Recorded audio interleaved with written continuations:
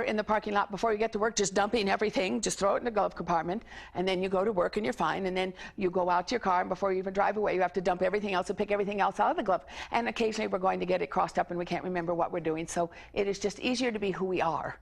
But on occasion, our own life does seem to almost take precedence. So to want to be fully present with someone is a wonderful expectation that sometimes is quite hard, but it is also a wonderful gift if you can give it. Thank you for sharing that. What's another expectation as a care provider? To listen. To listen. Ooh, easy or hard? It is hard.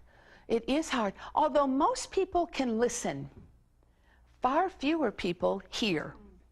Far fewer people actually hear. Most of us listen. We get the information. That's what listening gives you, is the information. Hearing tells you how it was said, what was said, the body language, the facial expression, the hesitancy, the positioning, the true underneath meanings. Very few people actually are heard. Almost everybody gets listened to. It's kind of like, yes, dear, I hear you. But in fact, I didn't. I heard the noise, I heard somebody talking to me, and I may have gotten the surface message, but perhaps not the deeper message. Thank you for sharing that. Isn't that part of what you said about being present? Absolutely. Absolutely. And when I have the energy, I am very present. And when I don't, I still try to pretend.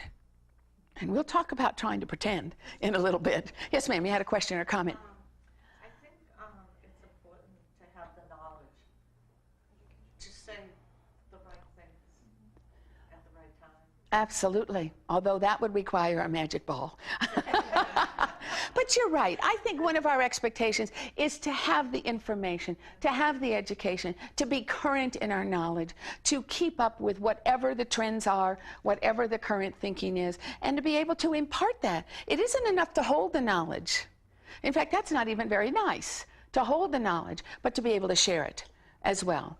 Because many people would like to know what you know. And I have so many times, especially when I was a young woman trying desperately to take care of a child who was dying of a malignant brain tumor, and physicians would look at me, and it's not a dish on physicians, it's simply a sign of 30 years ago.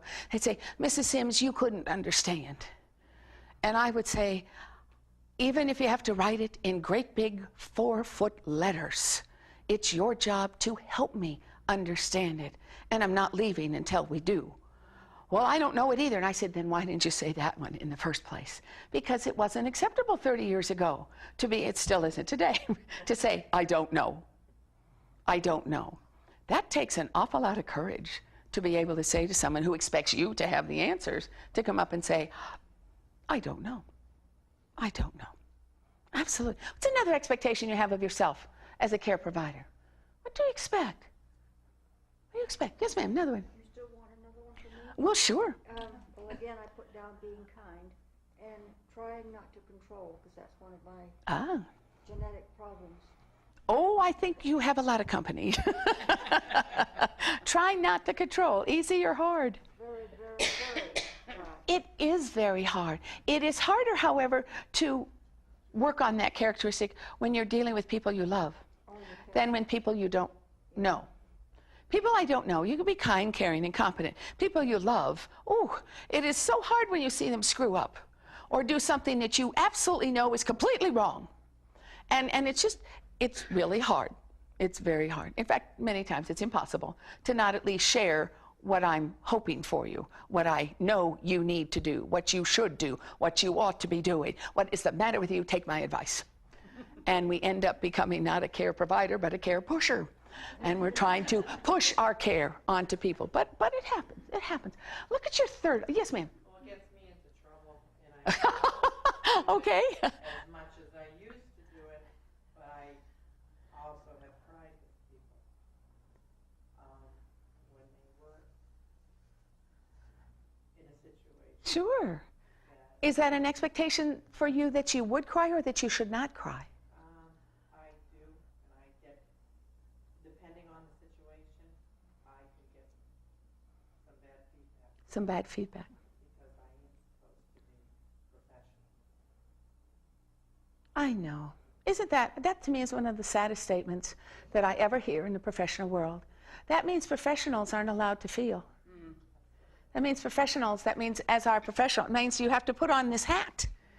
And when you put on the hat, you have to put the heart away. But that was the original training. In my own original training as a psychologist 35 years ago, we were told, never get involved. Maintain a disinterested distance. Who wants to talk to someone who doesn't care? Who wants to, you go talk to the curtains. You know, they're at least going to absorb, you know, some kind of molecules.